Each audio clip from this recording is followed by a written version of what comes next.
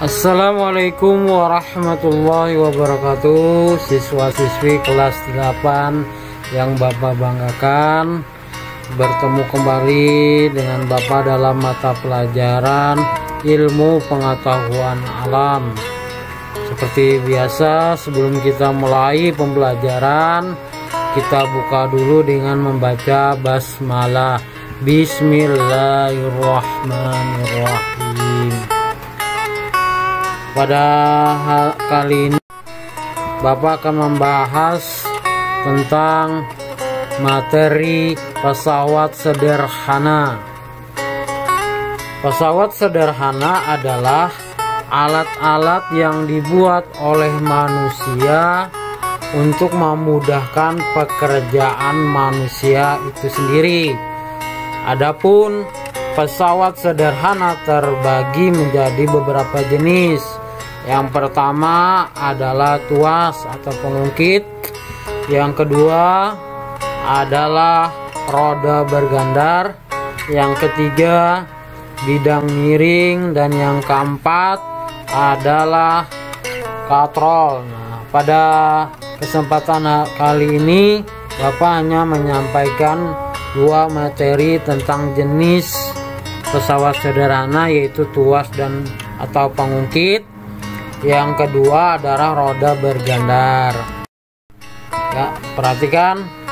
Yang pertama adalah tuas atau pengungkit. Tuas merupakan jenis pesawat sederhana yang paling banyak digunakan dalam kehidupan sehari-hari. Tuas memudahkan usaha dengan cara menggandakan gaya kuasa dan mengubah arah gaya. Akan tetapi, tuas tidak bisa mengurangi besar usaha.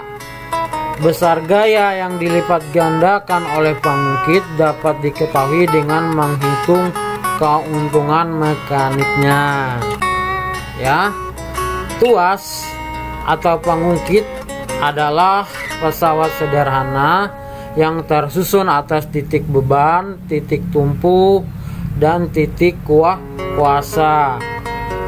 Berdasarkan susunan letak titik tumpu, titik beban, dan titik kuasa, tuas terbagi menjadi 3 macam. Perhatikan tabel berikut.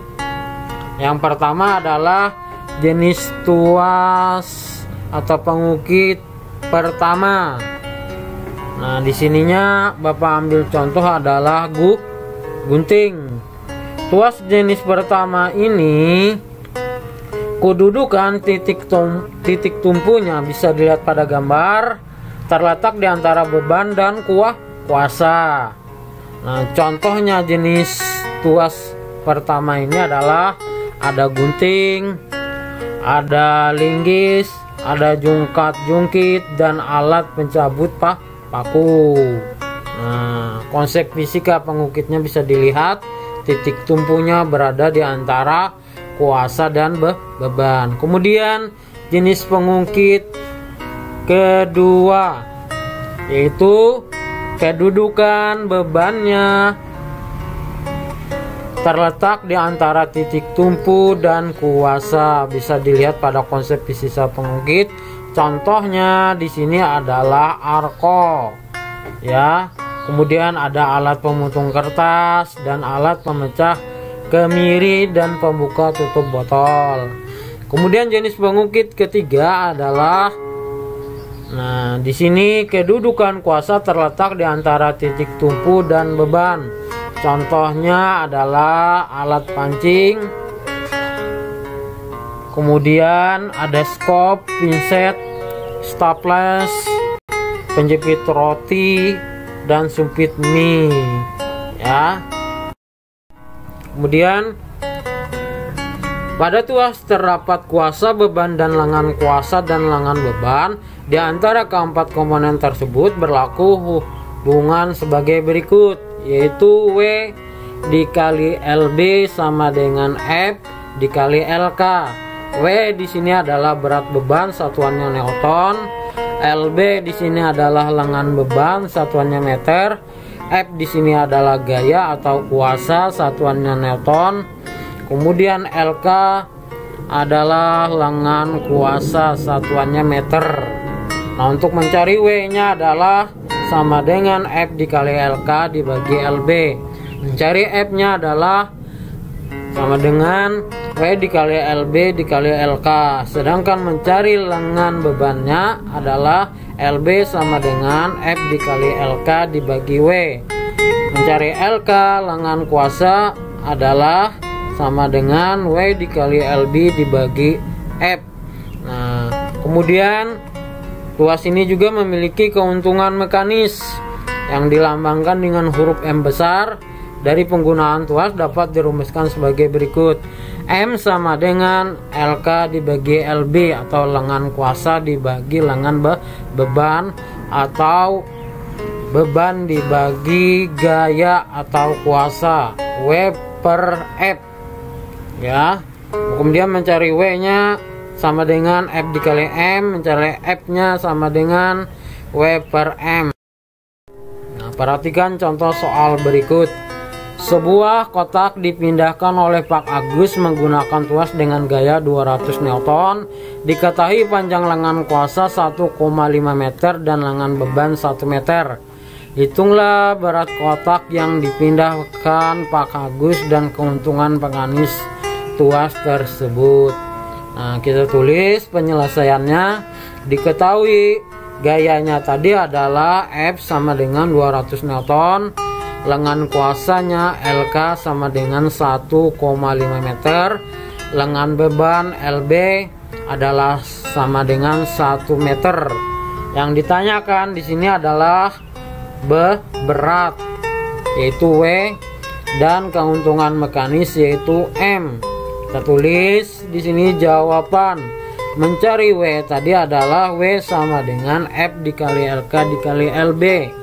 F nya adalah 200, LK nya 1,5 dan LB nya 1. 200 dibagi 1 dapatnya 200 dikali 1,5 dapatnya 300 Newton.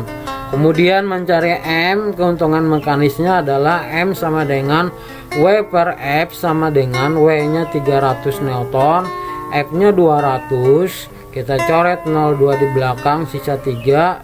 200 nya dicoret 0 di belakangnya 2 jadi 2. 3 dibagi 2 dapatnya 1,5. Nah, itu adalah keuntungan mekanisnya. Ya, bisa dipahami. Kemudian yang kedua adalah roda bergandar. Nah, roda bergandar adalah sebuah roda yang dihubungkan dengan poros yang berputar bersama-sama. Nah, contoh roda bergandar yang sering kita temukan dalam kehidupan sehari-hari adalah kemudi mobil atau kapal, sepeda, kursi roda, sepatu roda, roda gerindra. Nah, roda bergandar juga memiliki keuntungan mekanis yaitu sebagai berikut. M sama dengan R besar dibagi R kecil, yang mana M itu tadi adalah keuntungan mekanis, R besar itu adalah jari-jari roda, satuannya M, R kecil itu jari-jari gandar.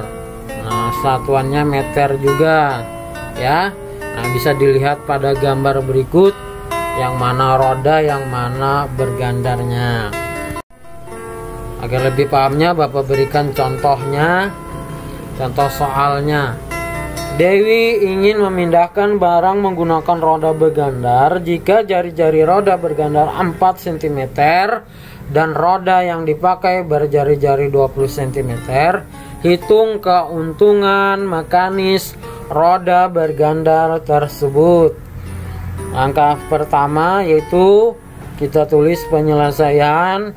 Diketahui jari-jarinya tadi bergandarnya itu sama dengan 4 cm dan R besarnya adalah jari-jari besarnya tadi sama dengan 20 cm. Yang ditanyakan adalah keuntungan mekanisnya. Keuntungan mekanis Roda bergandar tadi rumusnya adalah M sama dengan R besar dibagi R kecil. R besar nilainya tadi 20 cm, R kecil nilainya 4 cm. Karena satuannya sama sudah benar, berarti nggak usah diubah, tinggal kita bagi 20 dibagi 4 dapatnya 5. Jadi keuntungan mekanis dari roda bergandar adalah 5. Demikianlah materi yang dapat Bapak sampaikan kali ini. Kurang lebihnya Bapak mohon maaf. Semoga apa yang Bapak sampaikan bisa dipahami, dimengerti, dan dipelajari kembali. Bapak tutup pembelajaran pada kali ini dengan membaca hamdalah alhamdulillahirabbil alamin.